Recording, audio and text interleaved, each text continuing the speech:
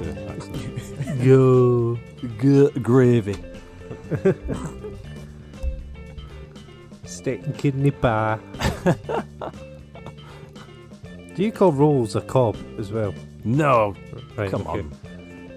Because when I was at Bury, about a month or two ago, they were calling rolls cobs, and it took me a few minutes to work out. Where is that? In the Midlands somewhere, or? Oh, Bolton way. Over. Bury? Yeah, it's north of Manchester, I think. Yeah, that's a Manchester thing. Yeah. You also get it in Nottingham as well. Cobs. Ah, so cob down here is a loaf. What? A particular type of loaf, like a round loaf, is a cob. That's weird. Well, imagine like a bacon cob.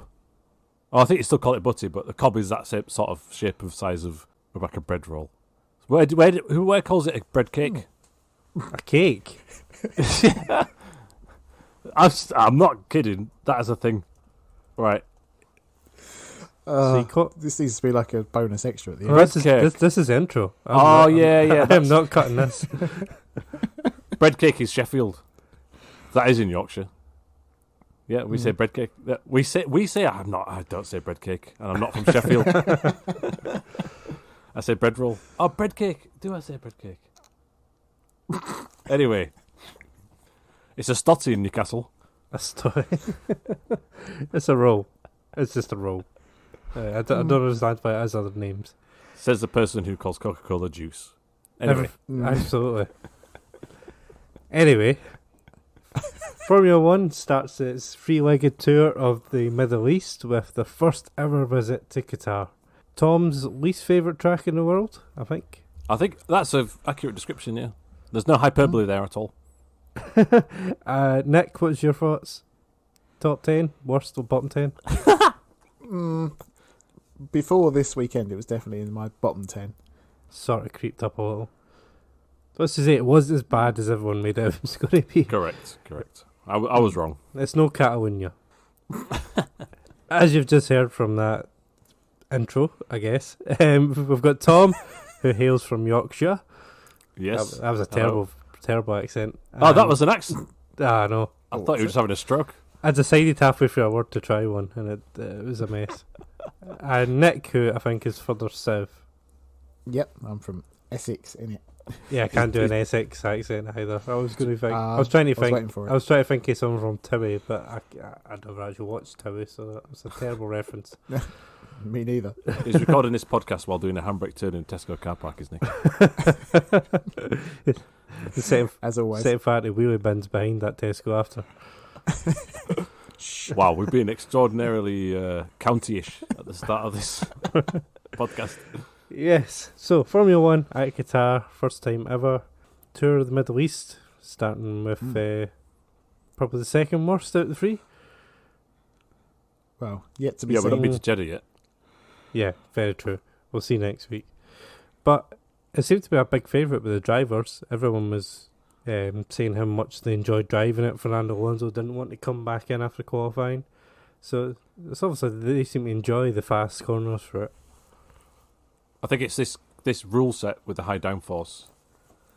I knew this track before, and so did Nick from watching touring cars there and MotoGP. And turn 12, 13, and 14 in other cars and vehicles are turns. But the first time I saw Max's FP1 onboard lap in the first free practice blew my mind because it's just basically flat through all three. Maybe a slight lift through 14. And so that must be really enjoyable to drive these cars. Doesn't make for good overtaking opportunities or racing around there, and it's hardly undulating like Eau Rouge Radion or something like that. But okay, if they enjoyed it, go for it. I mean, Alonso was making me vomit, so effusive was his oh, how good the car feels, amazing. He was saying that during the race. Not at the end of the race, during the race. Yeah, talking of the elevation, was it like 2 meters difference between the entire track? Is that small? Yeah. Spa is like 100 and something. Right. Yeah, it's completely flat, basically. Yeah. I think that's part of the problem for me with tracks like that. There's no character to them. Yeah. It's like if I look at an onboard at a random point, I can't go, oh, it's that corner. It's just a corner on the track. Yeah, there's not a lot of track furniture either, is there? Or anything in the background. No. It's just barren. So, yeah, it's just wasteland, isn't it? Biggest sports crowd ever in Qatar, though. Yeah, but it was like 7. Yeah, the Qatari Football League must be blooming awful. If that is their record attendance. I don't know what the attendance was for this race. Do you have the number? I do not. That would have been Well, something that it would wasn't be even worth full. researching. It wasn't even full. There was a lot of sports personalities. They probably were the biggest part of the crowd, right? Yeah, and Yeah, that's true. David Beckham, who's collecting his 150 million quid off of the Qatari government over the next couple of years, promoting the World Cup. Promote the World Cup. Yeah, sorry. That's Yeah. mad. I mean, if you were offered that check with that amount of money, you probably would.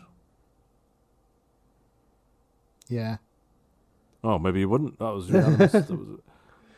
I don't know. I'd like to think I'd say no, but reality is if someone offered me 150 million quid, I'd do just about anything. Yeah, that's true. Yeah, I think the live Googling is what's distracting me. Yeah, I couldn't find attendance either. Yeah, me neither. So, qualifying. Yeah, Q1, nothing really to note. The usual suspects are out. Q2 it gets a little bit more interesting, with Daniel Ricciardo, Charles Leclerc, Lance Stroll, and Sergio Perez all missing out. Yeah, that was terrible from Perez. Well, he wasn't that far off, but everyone was really close together, but far enough. He shouldn't be that far down. No, and he was on soft tyres as well. He said in his radio message that they went at the worst time, but I'm not entirely sure what that meant. Was it worst track conditions or wind or It was temperature? last across the line, basically, so that's would have thought where he wanted to be. Weird. It's not good from Leclerc, but his blushes were saved by Perez. Yeah. Also, there was a reason for Leclerc they didn't know about at the time, because he had a crack in the chassis, apparently. Was it at this point? Right, because I knew that they had to replace the chassis for the next day, right? Yes. But I wasn't sure why or how, but it was just maybe the accumulation of curb strikes or something, I guess. Right, interesting. Yeah, they didn't know exactly, but they believed it to be during the first run in Q1 is when it was I damaged. see. Oh, well, there you go then. So it's just Perez. I thought there was going to be a word after it was just Perez. Yeah. It's just Perez. Just Perez. It's just a return to form. It did mean, though, that both Alpines made it through Q3 and also both Alpha Tauris. Both of them back through. Yeah. Which was interesting going into this because those two were level on points. Both of the last two rounds ended up level on points. Yeah, which is interesting. So the order for Q3 was Vettel, Ocon, Tsunoda, Sainz, Norris, Alonso, Gasly in fourth again, Bottas, Max, and Lewis took pole. But the big incident was towards the end of qualifying where Pierre Gasly ran over one of the outside curbs. So there was a double curb arrangement towards the end of the lap. He ran over the second curb, which shattered his front wing and destroyed his front right tyre, which brought out yellow flags, briefly yellow lights at the end of the lap, and a couple of drivers didn't abort their laps. Bottas didn't, Max didn't, and I think Carlos Sainz was investigated for it as well. Max was hit with a 5-place grid penalty because he ignored a double yellow, and Bottas got a 3-place because he ignored a single yellow. Which caused all sorts of controversy afterwards because some of the light panels weren't activated, but the flags were out. But flags and lights are given equal weight in F1 rules, so if you see a flag, it's the same as a light. So I think that's why Max and Valtteri were maybe a bit confused because the light on their dash wasn't illuminated when they came into the final corner. Yeah. It was one of those things where it wasn't dangerous either, Gasly was clearly out of the way, but the rules are the rules. If there's a yellow flag or a hint of the yellow flag, you've got to slow down. Oldest rule in the book, right? Yellow flag. That's it. Game over. Yeah. I can see how there was frustration over the lights not working, but if there's a physical, real life marshal with a flag in their hand. Despite what Christian Horner says, that's the rules. A rogue marshal, as he put it, wasn't it? Could have been worse. It wasn't the worst comment in the world, I don't think. It wasn't, but I can see why it was defended so harsh. So hard. Oh, yeah. Because they are all volunteers, and they're only doing what they're told to do. Of course, yeah.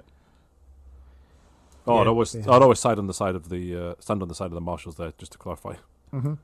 Yeah, I'm never going to criticise a marshal for sticking out a yellow flag. No. I mean, this year I've been critical of marshals standing, looking at crashes, not throwing out yellow flags. Yep. At certain times in person and on TV, so I'm never going to criticise one for seeing something and putting one out on their own accord. Mm-hmm. I don't think you can ever criticise a marshal for doing that. And Horner's got to go to a stewarding class or something, hasn't he? Oh, it's like a speed awareness course, but for your mouth. I think so. But he's got to go to that next year sometime, apparently. I hope he takes a box of chocolates. It'll be a case of Red Bull, won't it? Yeah. Next year, though, it shouldn't be an issue, should it, for these things? Because if there's a yellow flag, your lap won't count regardless. Is that an update to the rule? I believe so, yeah. Ooh. It's meant to take away any kind of problems with it. Is if there is a yellow flag, that lap is invalid regardless. Oh, so start of your lap there could be a yellow in sector 3, but by the time you get there it could be cleared and you lose your lap. Yeah, I'm not sure of the details on that. I don't know if it's in the sector you're in. Well, we have to remember that and bear that in mind for the first qualifying session of next year, because it will happen and someone will be crying. And the rule, if it happens a lot, the rule might be amended. Need further clarification on that. I'd just like to mention the Alpha Tauri front wing again. So there's a controversy with this track, the Losail course, with the curbs being very aggressive with these like saber-tooth white bits. But the Alpha Tauri front wing has been fragile all year. Gasly lost one just by driving over a curb in Sochi. Was it in a practice session, I think? Both of them had very minimal contact at the start of the Monza race and lost the front wings. It's weak by design. Yeah. Obviously, I think Gasly even said that. Yeah. And as we'll get to later, I feel like there was some trepidation from Gasly from that point forward in the race and the rest of the weekend, because you know that if you run wide, your wing's going to fall off. Other people, like Stroll, was running wide seemingly several times, and his wing did not fall off. So, no, I'm with you on that one. Yeah, it's probably ironic that Gasly's yellow flag probably saved him fourth. And with the penalties in front of him, he actually promoted him up to second for the start. Do you have the actual final starting grid there? Yes, so it was Hamilton on pole with Gasly alongside him, and then Alonso in third, Norris fourth, Sainz fifth, and then Valtteri started sixth with Bottas. No, Valtteri started sixth with Verstappen seventh. And then, Tsunoda 8th, Ocon 9th, Vettel 10th. Are you sure Bottas started in 6th, not 5th? According to the F1, it started in 6th. There was some confusion before the race, wasn't there, where Mercedes thought he was going to be 5th?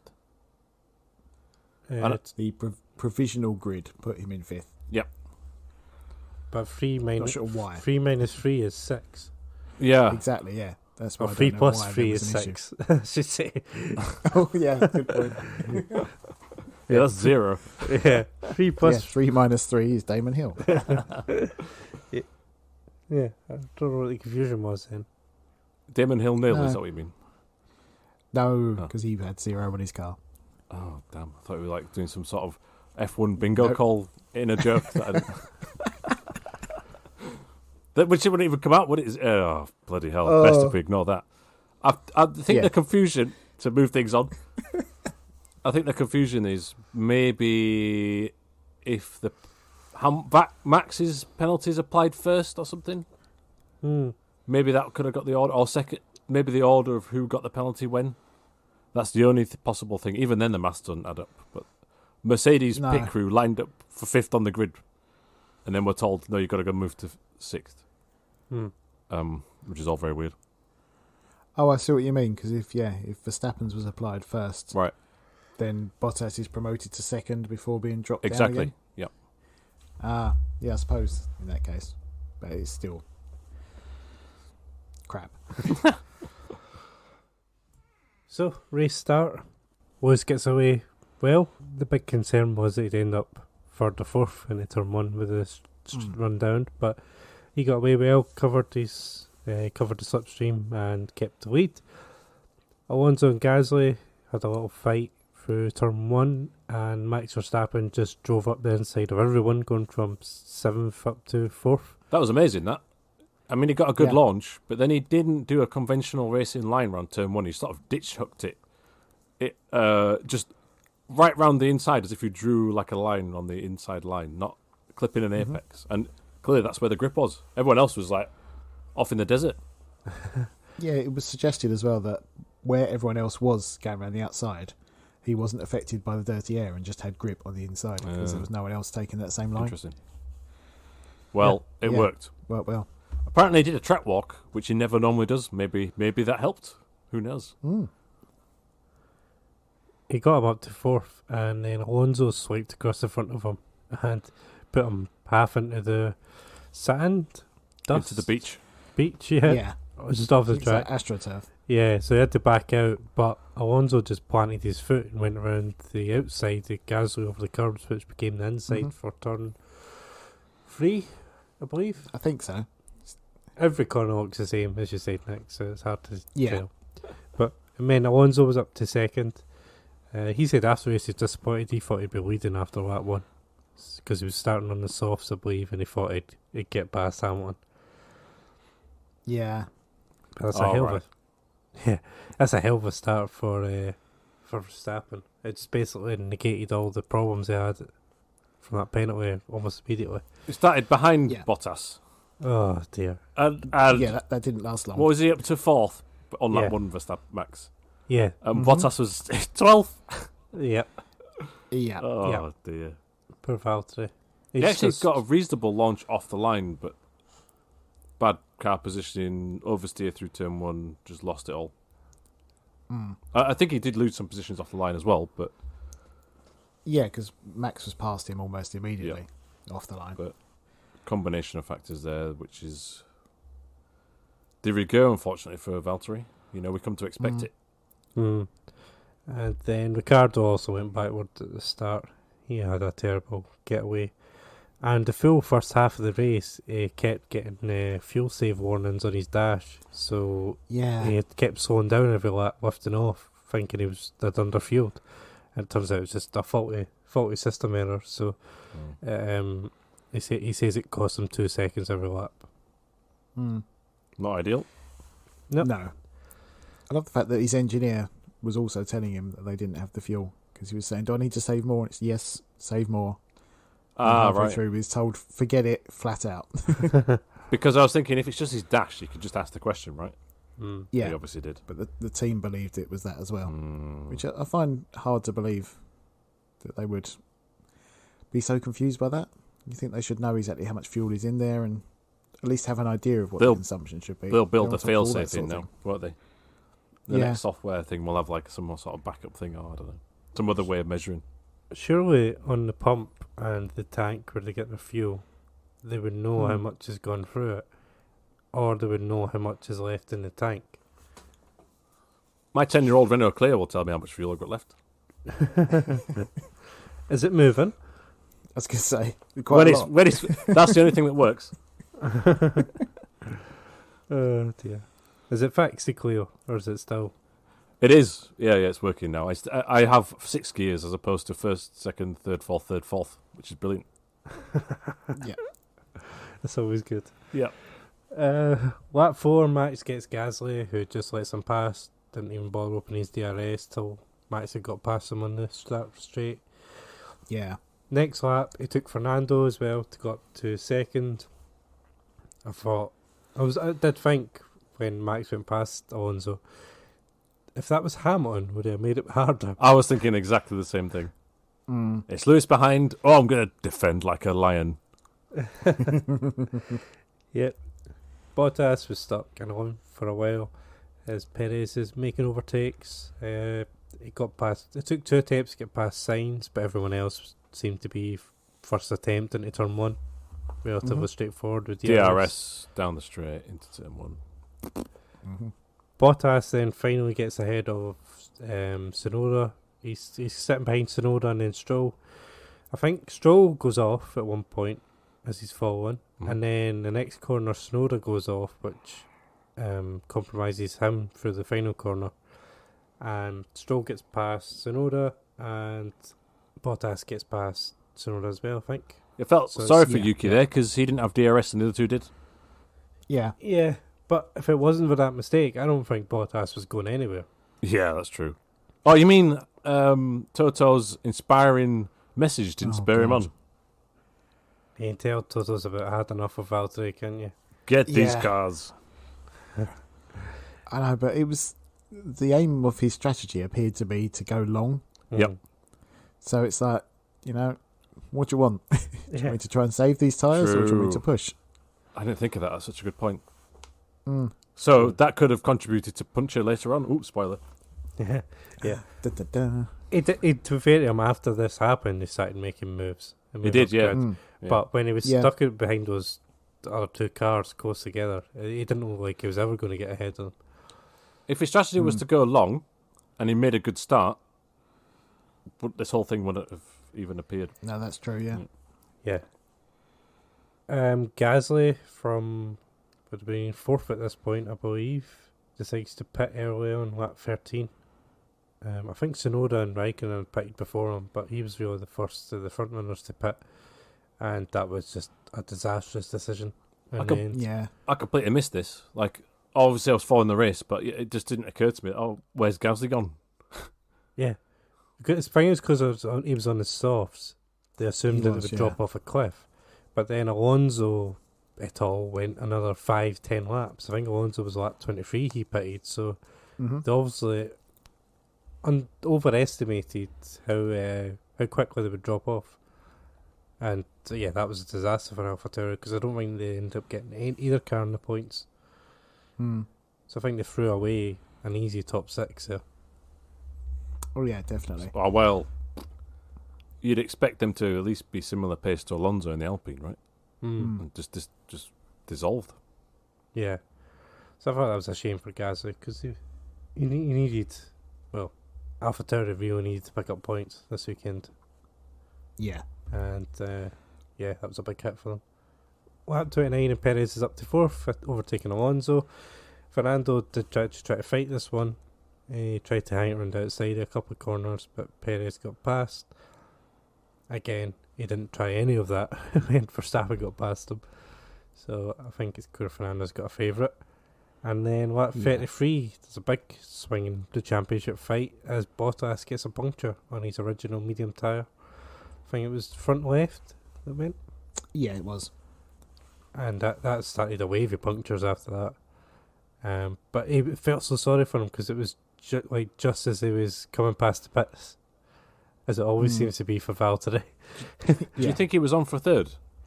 Yeah, I thought he had third sewn up at that point, because Perez pitted before him, and as you say, it looked like Perez was going to a 2, whereas Bottas was going to be at a 1. And Perez got caught up in having to re-overtake cars he's already overtaken as well, right?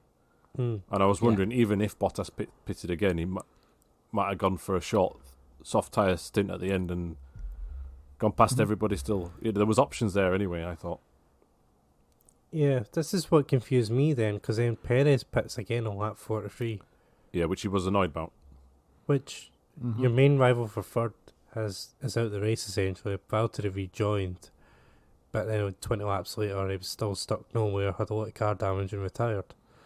So you knew you had third in hand if you could make the tyres last. Yep. It's not like he was under threat, but Red Bull still decided to bring him in for the second stop, which, as you say, I think dropped him down to like 9th and had a bunch of cars to overtake. Yeah, he went down to 7th after he pitted. They could have been thinking about punches, but at that point in the race, none had happened. Well, Bottas had, but that was on a different tyre. Oh, right, sorry. Yeah, so that was, it was on the medium. I think Pirelli had said do 30 laps on them, and he had tried 33. Yeah. But, I just can't wrap my head around why they did that. Unless they just expected Perez to overtake everyone again and comfortably be third. Well, to be fair, if there hadn't been what happened later on. I think he would have done. Do you think so? I thought he... Oh, well, do you want to jump to it now? Sure. What happened? So Russell gets a puncture on his hard Yep. tyres, his front left goes. Then a couple of laps later, Latifi gets the same. He doesn't make it back to the pits. He parks up at the side of the track. And then about 5, 6, 7 laps later, they decide, we better move that car. And Yeah. they throw out a VSC with about 4 laps to go to retrieve Latifi's car. Which obviously slows everyone down. And Max pitted. I don't think anyone else pitted. No. Oh, and in that as well. Also, Norris pitted as a preventive measure because I think they He had a started to puncture. see they were getting a puncture. Yeah. Mm-hmm. So he pitted from 4th and dropped way down as well to the bottom end of the points. So yeah, VSC. I just think at this point, if Norris hadn't have got a puncture and there wasn't a VSC, that's an alternate reality thing. I still think Perez would have to get past Norris. And then I don't think Perez's pace was all that strong at that point. I think it tailed off a bit. I still think maybe Alonso might have held on a bit, but you might think otherwise. It's fine. Well, it's a fair point because I hadn't considered Norris because he did get the puncture, but I didn't think about that. I just thought where Perez had caught up to Alonso Fair by enough. the end, Yeah.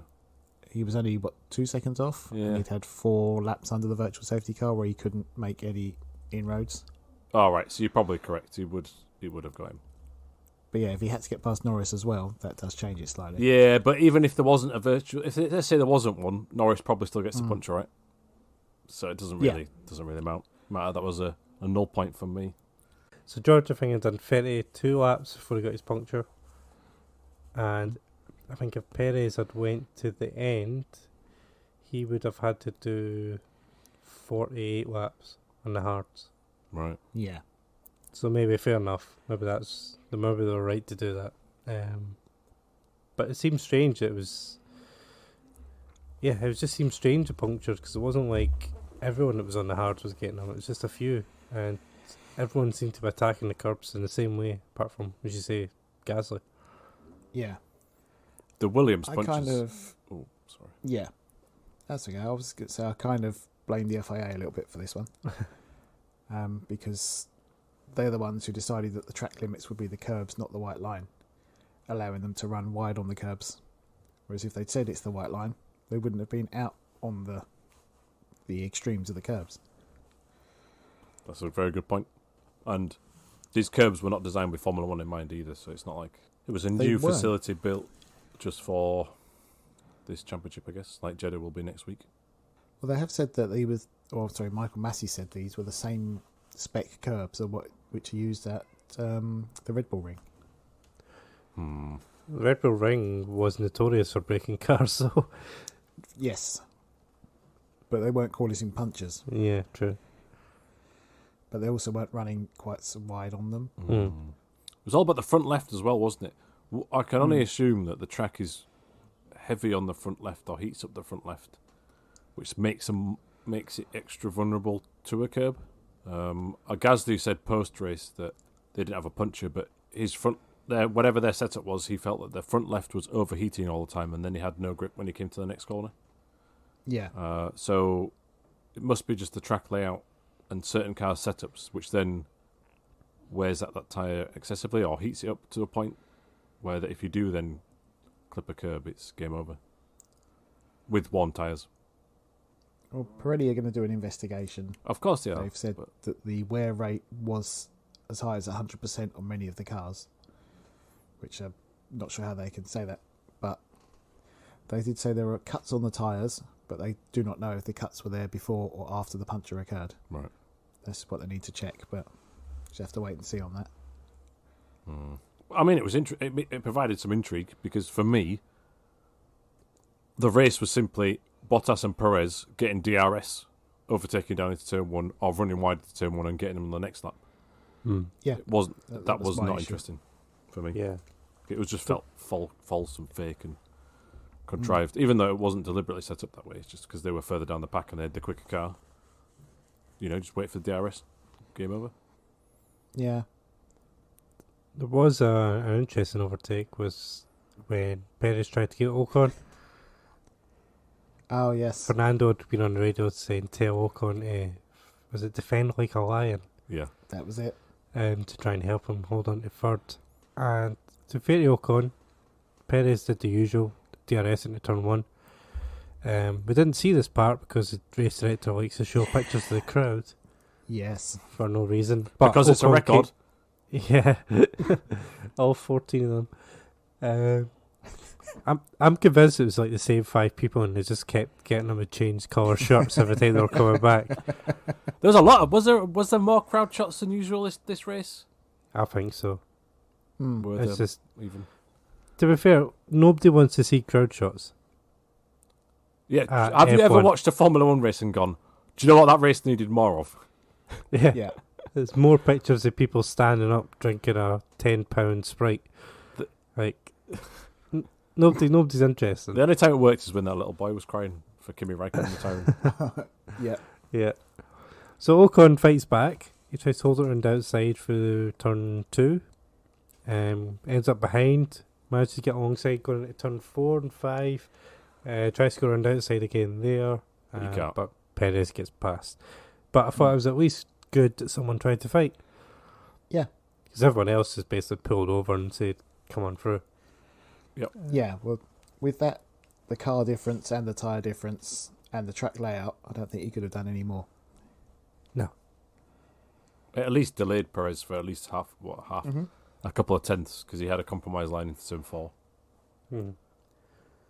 So, did his role a bit. Didn't that alone did not give Alonso the podium, though. No? Yeah. Everyone kept comparing it to Hungaroring, which is a completely different track layout. Yeah. Yeah. Yeah. Martin, I think Martin Brundle did make that point, right? This is a totally different thing to try and... It was easy for Alonso to keep Hamilton behind at Hungaroring because there's only really a couple of places you can do anything. The rest is you have to follow. And it's not as Wide. disruptive. Yeah. Yeah, it's not as wide. It's not disruptive as the car behind here. So, yeah, he did his job, and Alonso gets his first podium in 7 years. Mm-hmm. And boy, did he know it on team radio straight away with the stat. Well. Yeah. And then he said he dropped the F-bomb in the live TV interview, which is hilarious. Yeah, which I missed. I might have to go back and watch that. Yeah. There was one other thing that happened in the race that could have affected Alonso as well. Did you see Mick Schumacher's Oh, yeah. rejoin? Yeah. Oh, and Doing the Bottas gill. backed all over him as well. Yeah, The rejoin was dodgy, right? it was, yeah. It was a hell of a slide he had going into that corner in the first place. Yeah. Out of nowhere, Mick. And then he just came straight back on track in front of him. But Alonso saw it coming. I was expecting Alonso to be more angry than he was about that. Gill rejoin trademark. It was, yeah. 21. Yeah, it definitely was one of those. Yeah, that could have been a disaster. Mm. Do you think he's had plastic surgery? I couldn't. Botox. I think he's had Botox. Do you? Yeah, you heard it here He's- first. His time in America. Everyone who goes to America just comes back with something done. To be fair, I can't see Australia's face enough to comment, but we'll take your word for it. We're gonna have to do some furious googling after this, but I'm convinced he's got less wrinkles this year than he did last year. Verstappen pitted under the virtual safety car, put on soft tyres, and took fastest lap away from Hamilton, which was important. Extra bonus point. Yeah.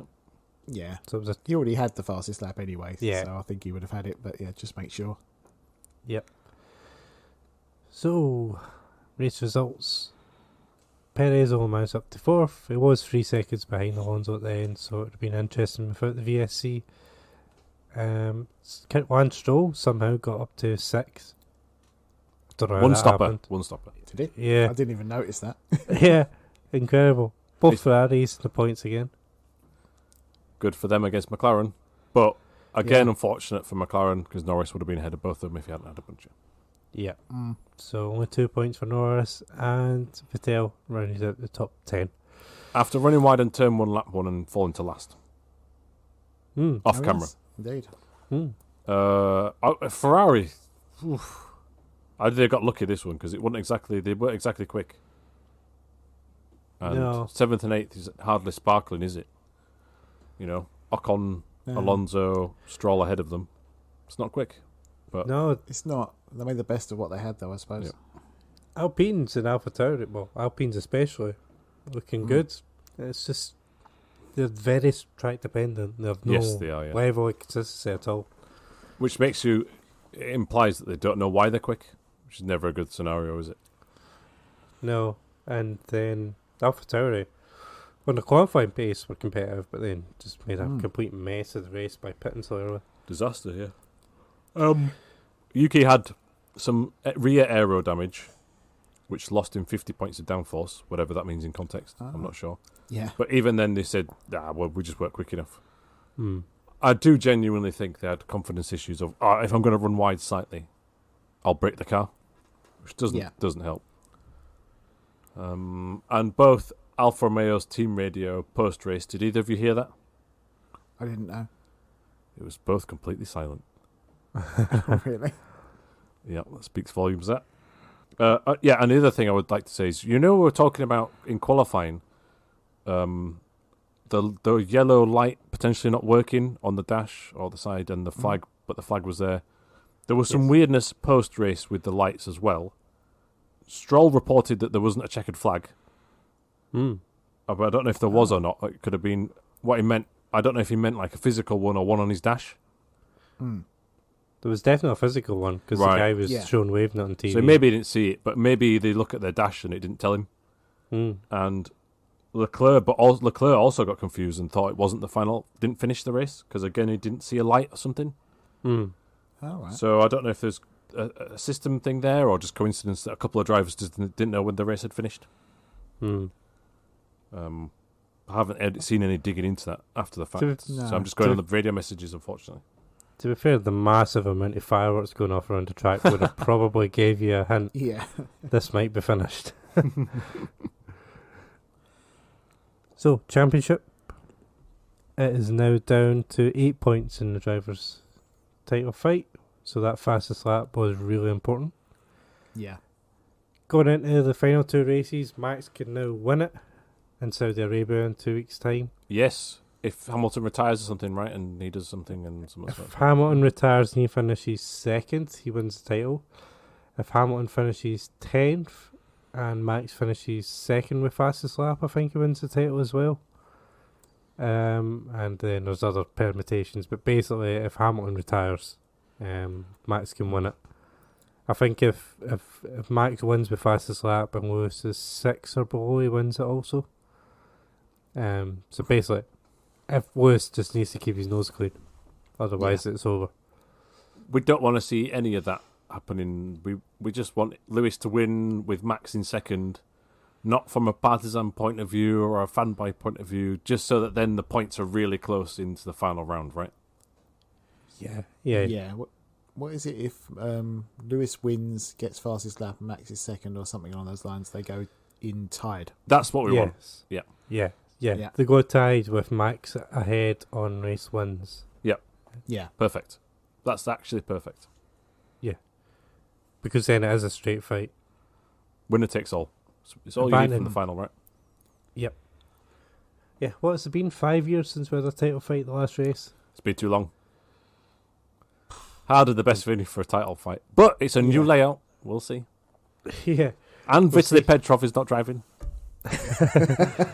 Very true. In the all-important fight for third, the gap is now down to 13 points. And then in the fight for fifth, the gap between Norris and Leclerc is now 1 point, with Lando just holding on. Sainz is comfortably 7th, and then looking a bit further down to the most important one. And last place is hashtag Sam Smeltwatch. And last place is Mazepin. He's still not overtaking Kubica. Or Maz, we're supposed to call him from now on, aren't we? Are we? Yeah, that's what they call him. Maz. Oh, the team call him Maz. Well done, Maz. Yeah. Yeah. As you know, I'm not a fan of nicknames as it is. Me too. Yeah. We'll avoid that one. But now I've said it, you're going to say it by accident now. No, I'm not. Don't worry. We don't talk about him anyway. He's not even crashing anymore. I know, right? How boring. No. In the team's championship, it's now down to 5 points between Mercedes and Red Bull. Ferrari have really taken charge of third. They're now 39 points ahead of McLaren. And a big weekend for Alpine means that they're now 25 points ahead of Alpha Tauri. Good. Exciting. Yeah. Alfa Romeo still 12 points behind Williams, and Haas are on 0. The Williams Alpha battle really is over now. Yeah. Well, there is a great unknown. December 5th, Saudi Arabia. And what is expected to be Mercedes' relatively straightforward win for them on pace, as long as they keep their nose clean.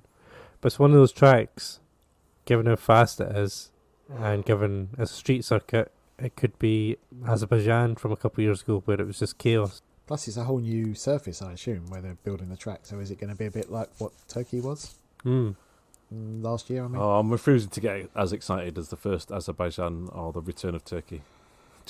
yeah, that's fair enough. Just because having driven it in the game, I'm not comparing my driving skills in a game to real life, but I am saying the track layout does not make for good racing. However, like if it's an endurance race, or it's someone makes a mistake and causes some crazy safety cars, that's the only chance of a good race. And the layout is very tight and narrow, concrete walls either side for most of it, so there is that opportunity. And there is a really, really tight turn one after a long straight, which is a left into a reasonably tight right. So the whole forcing someone wide and someone cutting back in is possible. It is possible. It's just whether or not people can... The sectors before that are a lot of high-speed corners, so can you get close enough to someone to have that chance? That's what remains to be seen. Of course, 27 corners on this track as well. Oh, yeah. Goodness. Is each kink named then? Numbered? Is they're numbered? I don't think they're named. No, I don't think they're named. Yeah, sorry, wrong. Yeah, so it's going to be 50 laps, 27 corners each one. Mercedes are going to strap in their Brazil engine to Hamilton's car, which is only done in that event. So they're going to turn the wick up on that. And it's the spicy engine. Yes, it's totally said. The spicy parts are coming. Is that the expression? Yeah. Yeah. And I can't see anything other than who is winning this one unless it gets taken out or it gets a Pirelli failure. Because you've got to have a brand new engine in the back, brand new parts. It can really only be tyre or contact that's going to hurt them. Seems very track dependent though, the car form. Yes, it does. So you never know. It's basically all high speed. There's a couple of medium speed corners, but the rest is almost full throttle. The second half of the lap. Yeah, I'm still. I'm very sceptical of this, aren't you? I'm sceptical of knowing the form going in, but I do believe Lewis is going to win this championship. Ooh. Yeah, and I've said that for a few weeks now. Have I? I have. I definitely have. At some point a few weeks ago, at the midpoint of the season, I still said he'd fight back, and I don't really care who wins either way, as long as it's a close fight. I think we've all said that several times. Yeah. I'm just not sure about the form of this new track, but Nick, still think Lewis is going to do it. What do you think, Nick? I keep swaying either way, to be honest. I think Hamilton has the best car, but with this essentially two new tracks as well in a way. Yeah, we just don't know. Yeah, if I had to put money on it though, I would go for Verstappen. Oh, maybe we should. Well, I'll bet you a Kit Kat. Nick, if you want to take it up, I'm going to say Lewis. Yeah, and you want to say Max. I just think there's the chance of something going wrong. That points lead could make all the difference. That's the only reason I'm going on. All right. Are we saying 2 finger or 4 finger? Or chunky? Chunky. You decide the Kit Kat. Salty caramel chunky. Salted caramel chunky. All right. I don't think we've got those in the north yet. Plenty of bread cakes though. Yeah, I'll have a cob. Yeah. Now I'm going to have to keep the first bit in there. Sorry. Oh, yeah. Don't. Oh, God. I thought... Oh, yeah. Anyway, was that the news section? That was the news section. I've got a little bit of kind of news, if that's all right to squeeze in.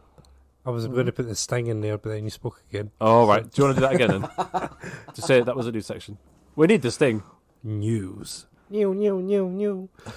And then... On you go. Right, can we not use this thing and just have you doing that? Yeah, I'm up for that. I would have good. So, stings happened. News update. Well, the one thing I was going to mention that's not really news per se is that Abby Eaton has released Drive Tribe has released an interview with Abby Eaton on her sofa with her body all strapped up and encased within a plastic structure of some sort, because she obviously broke her back at the W Series race at Qatar. And she's going to be like that for another 3 weeks at least. And she's going on this campaign, rightly, of removing sausage curbs from FIA approved or any racetracks. And I fully support her on that. I don't think there's a place necessarily for them. She describes how there's only like fan footage of the incident, and only at the end of it. It looks like a car's up in the air, the front wheels are in the air, and then it lands. That's actually, I think, the second or third impact. She's launched over one, and then lands on a second, which then puts the car up again into the air, which then broke her back. So it does apply to Formula 1, because it would mean track changes if this is taken on board, which I hope it is. Mm-hmm. And I just wish her all the best for a swift recovery, and hope she's racing again and walking again. That would be good. Yeah, indeed. But check it out on the Drive Time YouTube channel if you've not. It pertains to track design, which is a huge quandary, especially next year with Formula 1, with different track limit rules and the curbs at Qatar all sort of tied together as no one really knows the answer to the track limits problem, except they do. It's called the gravel trap. Yes. Gravel/grass. Yep. There is absolutely no need for sausage curbs. We've seen too many instances. Mm-hmm. The frustrating thing is these incidents have been happening for not just this year. No, I mean, Monza a few years ago, Formula 3, there was a driver launched out of whatever that corner is now called. Alboreto. That's it. Yep, Curve Alboreto. Got launched in the air through the catch fence. Yep. And that could have easily have been a lethal crash. Yeah, because the accident, the impact was with the catch fence, not the barrier that's supposed to dissipate energy. No. And then you've got other instances where they've either just broken cars or they've launched cars in the air, similar to what Abby Eaton had. There's absolutely no need for sausage curbs on open wheel racers. Yep. So good riddance. Totally agree. Just monitor the track limits. Just deal with it in a steerage room. Well, one thing she mentions is actually going back to British touring cars, how there's pressure pads on certain parts, like Donington and Brands Hatch. Yeah. And she suggests maybe some sort of system that uses that outside of the UK, because in her experience, she's only come across it here. I don't know for a fact if other governing bodies and tracks around the world use them, but it certainly, we don't have any sausage curbs at Donington. No, it's only the MSV tracks I know of that use it, but I'm sure there must be someone somewhere else in the world that does. Yep. That's a campaign I think we'll support now. Yep. Save the gravel traps. Yeah, bring them back. There was gravel at Qatar. I thought you would enjoy seeing Valtteri bouncing away his way through that. Well, it was more interesting than running off onto some asphalt, wasn't it? Mick Schumacher visited it, I think, in free practice as well. But it slowed the cars down, but then also they didn't get stuck. Fine by me. Yeah, that's true. Hashtag bring back gravel. Yeah, there you go. I think that's probably as good a place as any to end.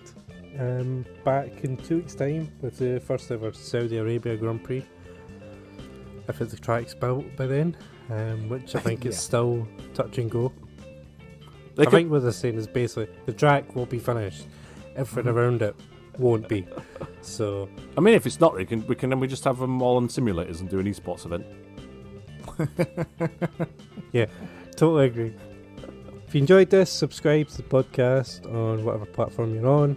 Give us a good review, share it, follow us on Twitter, because no one does.